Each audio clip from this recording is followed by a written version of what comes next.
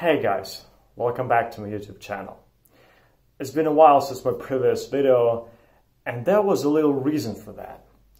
The point is that I was arrested, beaten up by the riot police, my phone was broken, and I got locked up for 15 days. Having participated in protests for almost 3 months, I have almost realized that at some point I will get caught sooner or later. And this moment happened on the 8th of November. Back in the day, I decided to go to the city center and participate in protests, which has almost become like a tradition. I went there not alone, but with my friend. So at first I spent there approximately maybe 15-20 minutes. Unfortunately, there were not so many people as it used to be, like in previous protests. So we decided to go further to the monument of the Soviet-German War, which is called in Minsk Stela. And there were approximately maybe 5, maximum 10,000 people, not more. And as time passed, more and more police showed up, but not protesters. And at some point, we were almost completely surrounded. And I understand, now you're going to think, oh, this is the moment when he got caught. And you know, you are wrong. I managed magically to find a way and run away. So I saw a very small way. Then there was a fence. I managed to climb and jump over it. Then we decided to go back to the city center in the hope that there will be that more people will show up there. Unfortunately, that was not the case. So we decided to follow those protesters who left, maybe somehow managed to escape the surrounding and the trap that was near Stela. And so we appeared in front of the opera theater, and at some point a couple of minivans with riot police showed up, and they started to chase people that were in front of us. But later, 2-3 minivans already arrived behind us, and they started to chase precisely us.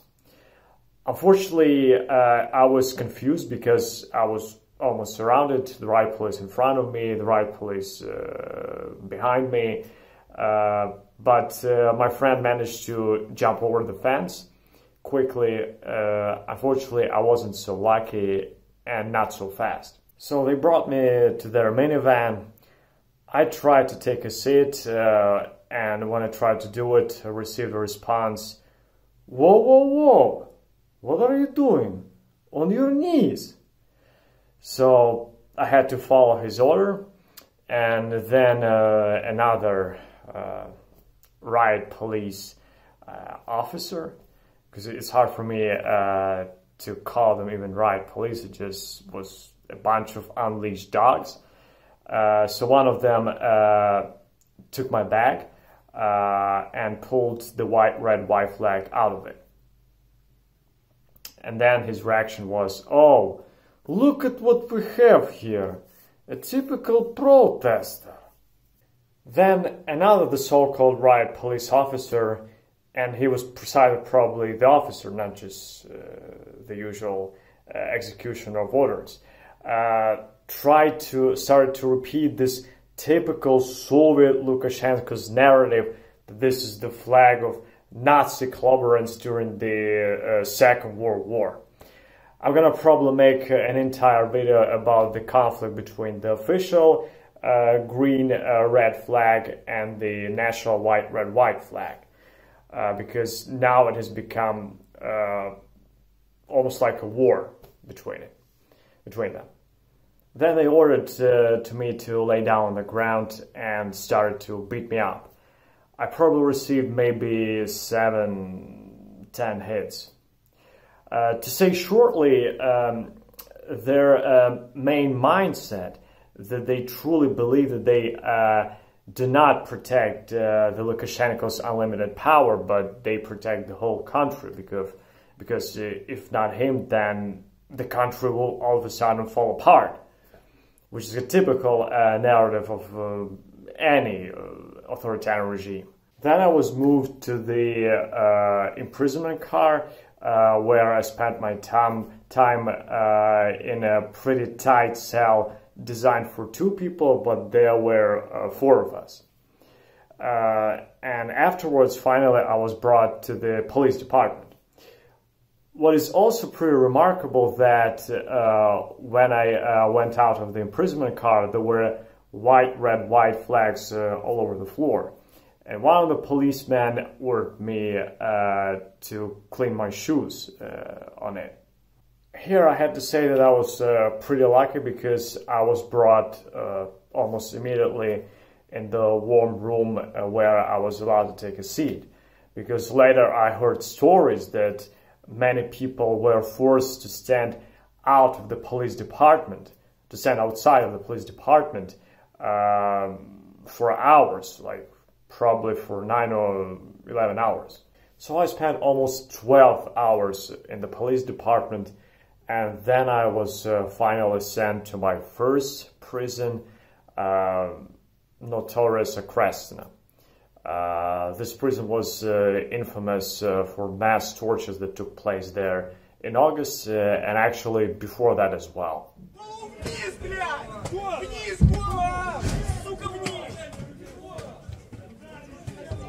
There I had to take all my clothes off so they can search for any forbidden things.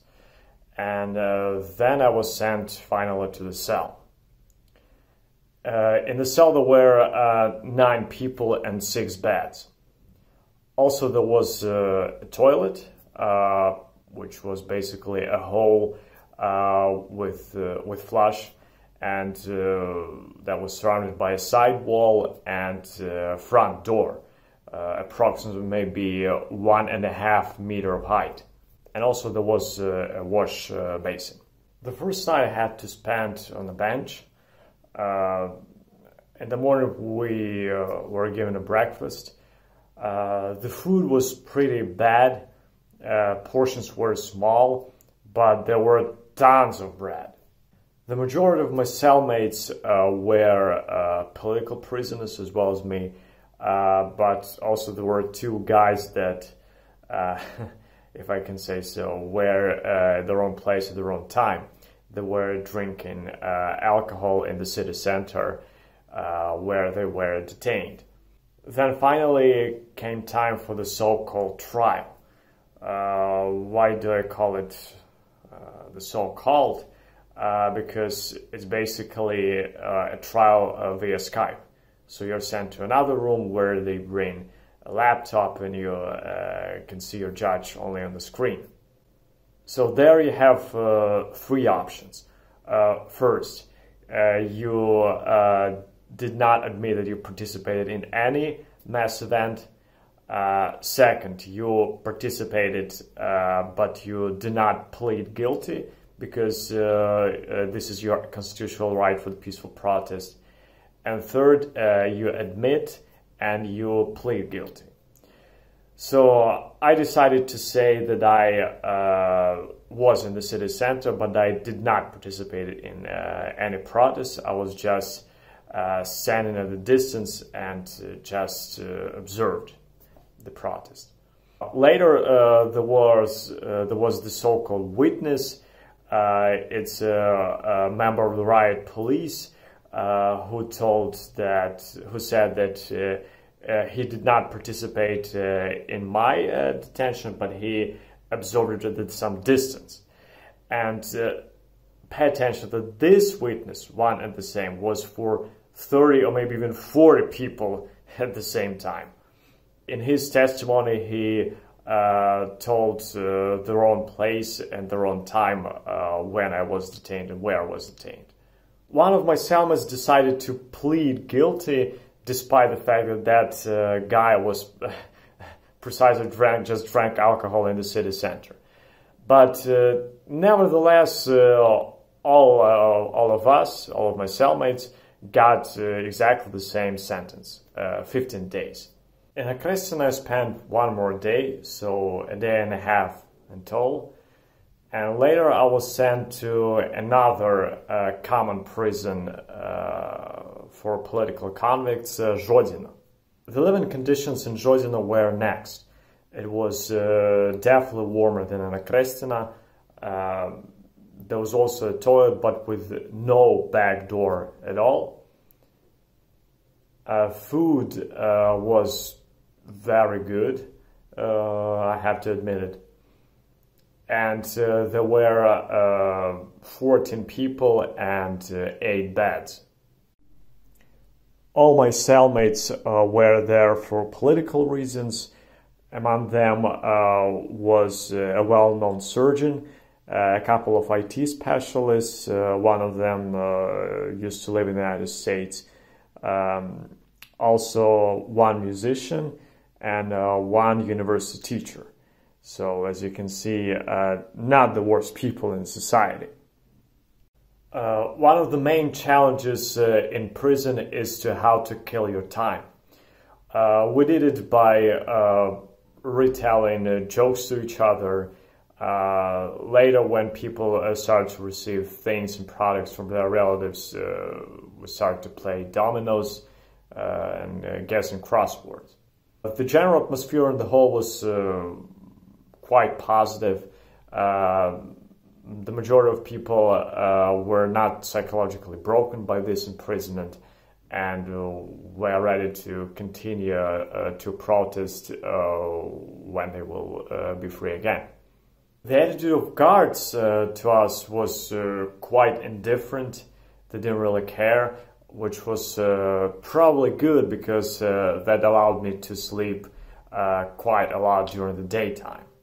Later, surprisingly for us, we figure out that we're gonna be sent to another prison again. And this prison this time was located in Mahilioŭ, one of the regional Belarusian centers. The Mahilioŭ prison was quite different from the previous two ones. The previous two because unlike in Žodzina and Akrescina, every person had its own bed. So for the first time, it was not overcrowded. The toilet didn't have a back door, but at the same time, it had a small curtain. I would also say that among the guards, there were many military guys, and they were pretty strict and acted strictly according to the timetable. So, for instance, every 2 hours, smoking people got a light, and also offered some walk every day, maybe like for 15-20 minutes. All of my cellmates were IT specialists. Their mood was way more pessimistic than in Žodzina, and thus I had many arguments with them regarding the perspective of the Belarusian revolution, because they thought that it can last for years. I thought that it's very unlikely to last for more than a year. By the way, the food was worse than in Žodzina, but better than in Akrescina. Which was also very irritating that the guards looked at our camera, at our cell, almost 20-30 minutes through the hole and didn't allow us to sleep during the daylight. But nevertheless, I managed to do it somehow, like maybe, of course, for not such a long period of time as it was in Žodzina, but nevertheless. And approximately 4 days after our arrival, interesting things started to happen, because some of my cellmates lost smell and later taste. I personally started to cough, and during the first day, especially during the night, it was a pretty bad cough, but later I got better. Then I had probably a mild temperature. So I decided to complain about it and call a doctor. The guards, listened to me, and the doctor showed up. He measured my temperature and gave me a very primitive drug that cured cough. Despite the pessimistic mood that my cellmates had, the majority of them still said that they will continue to go to protest. I also should point out that in Belarus, for staying in prison for such a short period of time, so for administrative offenses, you have to pay. Yes, and precisely pay for the food that you were given there. Finally, when I was released, I was met by volunteers whom I'm extremely grateful to, because they also provided all political prisoners with toothbrushes back in Žodzina. And also a couple of my friends met me as well. Later this day, I went back to my home, where I met my parents. And after our small supper, I felt that I lost my smell completely.